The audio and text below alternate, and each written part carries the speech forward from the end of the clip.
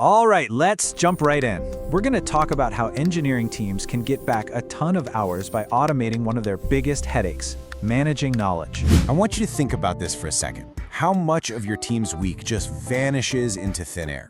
You know, manually labeling GitHub issues, answering the same question for the 10th time, or digging for docs that are probably out of date anyway. It's a huge drag on productivity, right? Well, that is the exact problem Dosu is built to solve. It's basically an intelligent knowledge base that gives your team the right context right when they need it. It does this by automating that whole life cycle of creating, maintaining, and sharing knowledge. So here's what we're going to cover in this explainer. We'll walk through everything from the super quick initial setup to the really powerful features that'll change your workflow. We'll break down the core concepts, show you how to configure Dosu for your team, and look at how it plugs into the tools you're already using. First things first, getting started. And honestly, one of the best things about Dosu is how fast this is. We're talking less than 5 minutes from signing up to actually seeing it work. No joke. The whole process is really just 5 simple steps. You create an account, install the integration for GitHub or GitLab, and then you tell Dosu where to learn from. That's called a data source. After that, you create a deployment, which tells Dosu where to work. And then you can just watch it all happen from your dashboard. Okay, so to really get how Dosu works its magic, we need to quickly cover 2 key ideas: data sources and deployments. These are literally the 2 building blocks for the entire system. So first up, a data source. You can think of this as Dosu's brain. It's any platform Dosu connects to for information. This is where it gets all the context it needs to give smart answers, whether that's from your code, your Slack history, or your Confluence docs. And a second piece of the puzzle is a deployment. A deployment is what actually puts Dosu to work in a specific place. It's the connection that lets Dosu get active in, say, one GitHub repo or a specific Slack channel.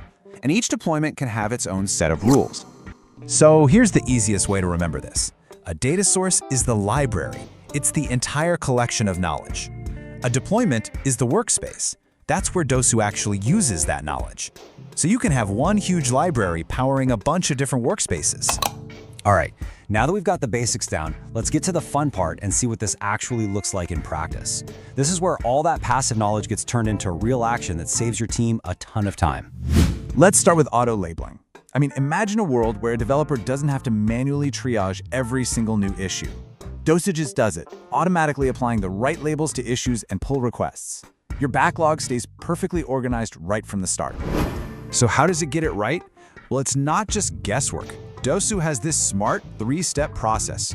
First, it looks at your existing label system. Then, it reviews how you've labeled things in the past. And finally, it analyzes the content of the new issue itself. The best part, it actually learns from any corrections you make, so it just keeps getting smarter. Next up, Q&A. Dosu gives you total control over how it responds. You can set it to mention mode, so it only chimes in when you explicitly tag it, or you could use auto draft, where it writes up an answer but waits for a human to approve it. And for teams that are ready to go all in, auto reply lets Dosu handle questions all on its own. But what about when the docs don't even exist yet? Dosu can actually create new documentation completely from scratch. And it's not just a simple summary, it's a whole research and writing process. It follows this really cool 3-part workflow. First, Dosu searches through all the data sources you've connected.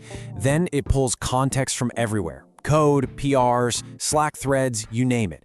And finally, it puts it all together into a nicely structured document, complete with citations, so you can always see where the information came from. Okay, let's talk about configuration.